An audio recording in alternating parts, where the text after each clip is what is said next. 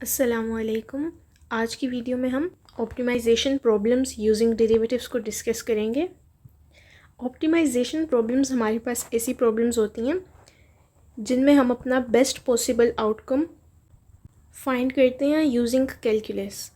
तो अभी तक हमने डेरिवेटिव्स भी पढ़े हैं, तो इसलिए हम डेरिवेटिव्स के साथ ही देखेंगे। आगे इंटीग्रेशन पढ़ेंगे तो इंटीग्रेशन के साथ भी हम ऑप्टिमाइज़ेशन प्रॉब्लम्स को डिस्कस कर सकते हैं। तो ये जो हमारे पास वर्ड है ऑप्टिमाइज़ेशन, इसका हमारे पास सिंपली क्या मतलब है आप समझ लें। इसमें आपने किसी भी चीज़ की बात हो सकती है, प्रॉफिट की, एरिया की, डिस्टेंस की।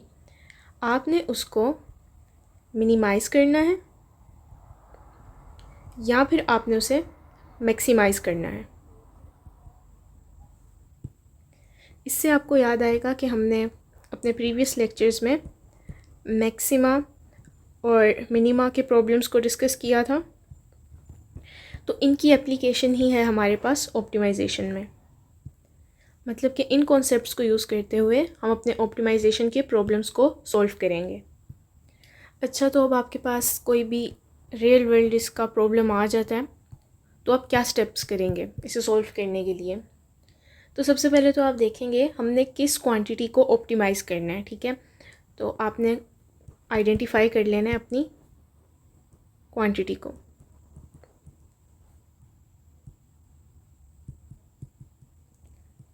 ये आपके पास कुछ भी हो सकती है, लाइक एरिया या फिर वॉल्यूम एक्सेट्रा। ठीक है, सेकेंडली आप एक फंक्शन लिख लेंगे उस क्वांटिटी को एक्सप्रेस करने के लिए। ठीक है, राइट अ फंक्शन,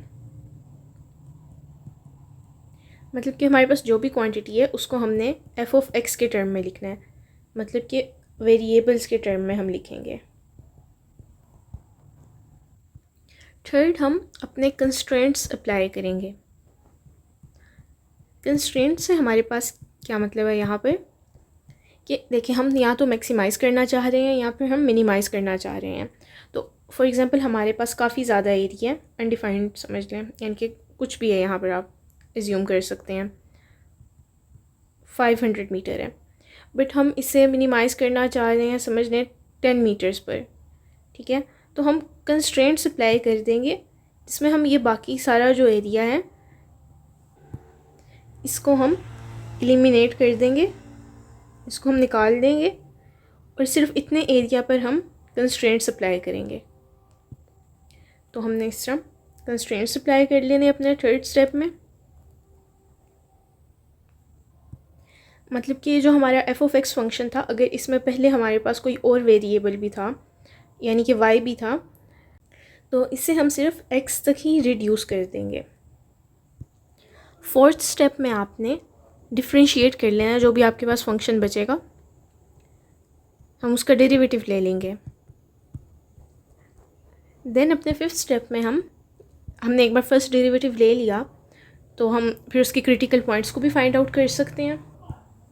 तो क्रिटिकल पॉइंट्स को जब आपने फाइंड कर लिए तो आपने उनको टेस्ट करना है। ठीक है, टेस्ट क्रिटिकल पॉइंट्स, ये आप किससे कर सकते हैं, या तो आप फर्स्ट डेरिवेटिव टेस्ट को यूज़ करेंगे या फिर आप सेकंड डेरिवेटिव टेस्ट को भी यूज़ कर सकते हैं। ऐसा हम क्यों कर रहे हैं, ऐसा हम इसलिए कर रहे हैं, देखिए हमारे पास कुछ क्रिटिकल पॉइंट्स आ गए हैं, for example A, B and C. तो फर्स्ट और सेकंड डेरिवेटिव टेस्ट से हम क्या फाइंड करते हैं कि क्या ये मैक्सिमम है या फिर यहाँ पर एक हमारे पास मिनिमम तो नहीं है। तो जब हम टेस्ट करते हैं अब हमें पता चलेगा कि ये बी फॉर एग्जांपल हमारे पास मिनिमम था, इस पॉइंट पर हमारे पास मिनिमा आ रहा है, और हमें प्रॉब्लम में यही रिक्वायर्ड था कि हमने फाइंड करना है कि किस चीज़ को मिनिमाइज़ करना है। तो अब हम बता सकते हैं कि क्योंकि पॉइंट बी जो हमारा क्रिटिकल पॉइंट था यहाँ पर हमारे पास हमारा मिनिमम आ रहा है, तो इस पॉइंट पर हमारा प्रॉब्लम सॉल्व हो रहा है, इस क्रिटिकल पॉइंट बी पर हमारा प्रॉब्लम सॉल्व हो रहा है। इसलिए हमने क्रिटिकल पॉइंट्स को टेस्ट करना है, क्योंकि हम या तो मिनिमाइज़ करना चाह रहे होंगे या मैक्सिमाइज़। फॉर एग्जांपल ये ए हमारे पास ए क्रिटिकल पॉइंट पे हमारे पास मैक्सिमा आ रहा है, तो अगर ऑप्टिमाइज़ेशन प्रॉब्लम में ये था कि ये एरिया है इसको मैक्सिमाइज़ करें, तो हम इजीली बता सकते हैं कि ये ए पॉइंट पर हम मैक्सिमाइज़ कर सकते हैं इसको। अब हम कुछ एग्जांपल्स देख लेते हैं। तो फर्स्ट एग्जांपल हम देखते हैं। हमने एक रेक्टेंगल का एरिया फाइंड करना है, मैक्सिमम एरिया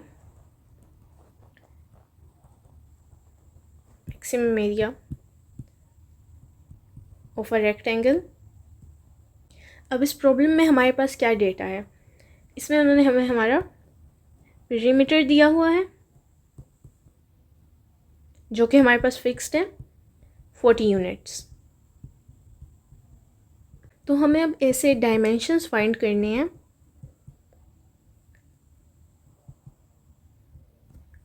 जो कि इसके एरिया को मैक्सिमाइज करते हैं।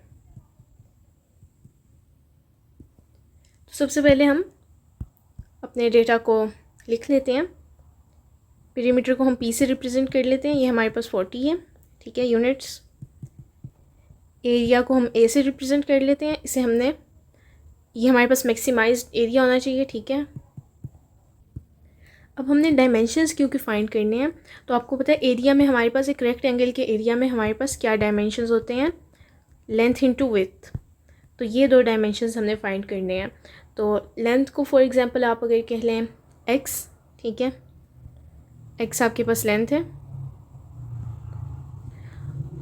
और वाई आपके पास इसकी ब्रेथ है। अब पेरीमीटर का हमारे पास क्या फॉर्मूला होता है, ये हमारे पास होता है P is equal to 2 into हमारी जो लेंथ है प्लस ब्रेथ। तो अब हमारे पास पेरीमीटर 40 यूनिट्स है, ये तो हमें दिया हुआ है, तो हम इन दोनों को इक्वेट कर लेते हैं, मतलब कि 2L plus 2B is equal to 40। और यहाँ पर हमने अपनी लेंथ को x कहा हुआ है और अपनी ब्रेथ को हमने y कहा हुआ है। तो 2x plus 2y is equal to 40। इसमें से हम किसी एक वेरिएबल की वैल्यू निकाल लेते हैं। फॉर एग्ज़ाम्पल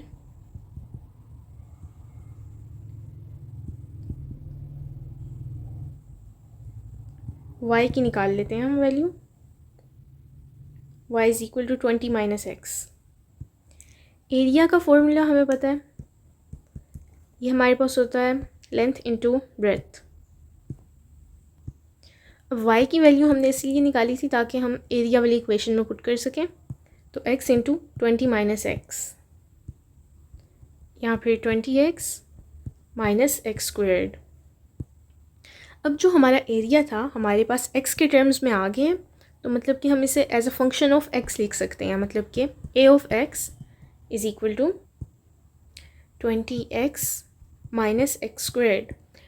अब हमने क्या करना है, इसका फर्स्ट डेरिवेटिव ले लेना है। हमारे पास आ जाएगा 20 माइनस 2x। अब जैसे हम इसे ज़ीरो के इक्वल रख के अपने क्रिटिकल पॉइंट्स फाइंड करते थे, तो वो हम कर लेते हैं। जबकि negative 2x is equal to negative 20 और x इज़ इक्वल टू 10।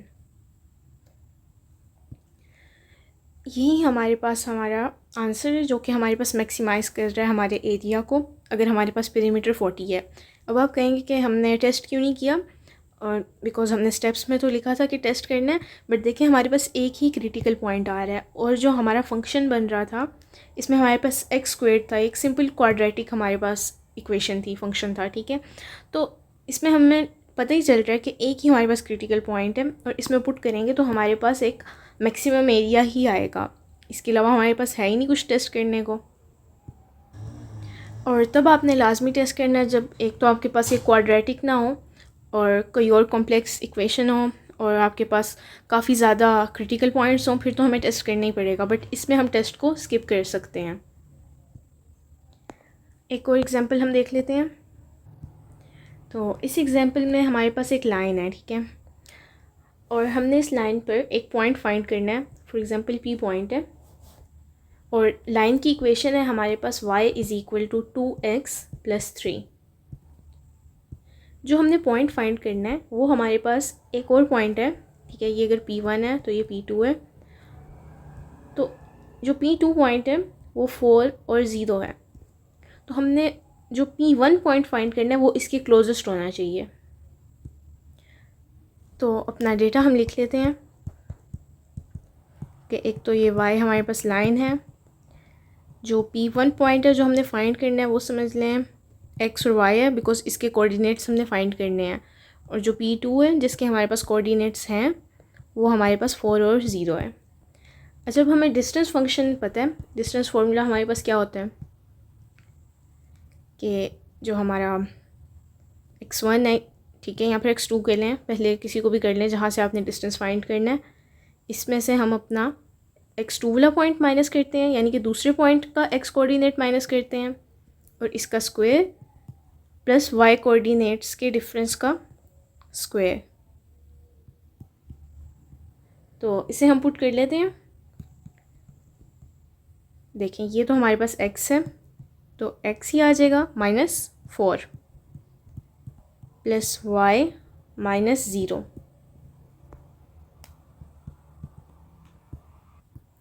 अब y की वैल्यू तो हमारे पास थी 2x + 3, तो इसे हम पुट कर लेते हैं। x -4 स्क्वेयर्ड प्लस y की जगह हम पुट कर लेंगे 2x + 3 स्क्वेयर्ड। तो अगर अब हम दोनों साइड्स पर स्क्वेयर लें तो d² = ये स्क्वेयर रूट हमारे पास कैंसिल हो जाएगा। x -4 squared plus 2x + 3 squared. Formulas open कर लेते हैं। x² - 8x + 16 plus 4x² + 12x + 9 = देखें, ये x² + 4x² 5x² minus plus हमारे पास आ जाएगा 12 में से 8 हमने माइनस किया तो हमारे पास 4x आ जाएगा, प्लस 16 और 9 हमारे पास 25 आ जाएगा।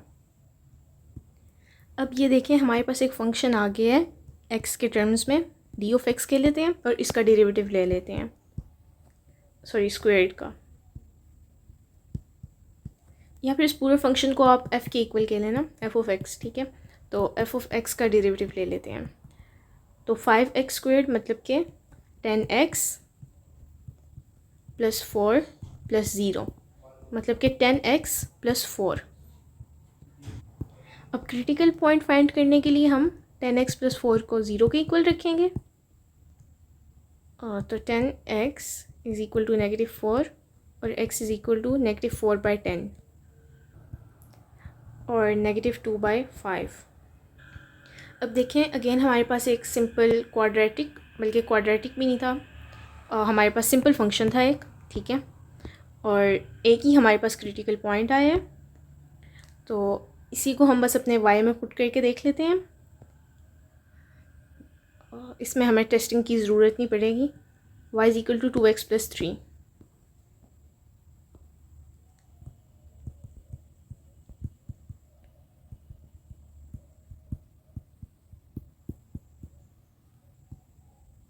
तो ये हमारे पास आ जाता है -4/5 + 3 = 5। ये हमारे पास आ जाएगा 11/5। तो क्योंकि हमने पॉइंट ही फाइंड करना था तो ये हमारे पास y की वैल्यू आ गई है और x की वैल्यू हमारे पास आई थी -2/5, और इसमें हमें टेस्टिंग नहीं करनी पड़ी अगेन। तो यही हमारा बस आंसर है। पॉइंट 1 हमने फाइंड करना था, तो -2/5 और 11/5।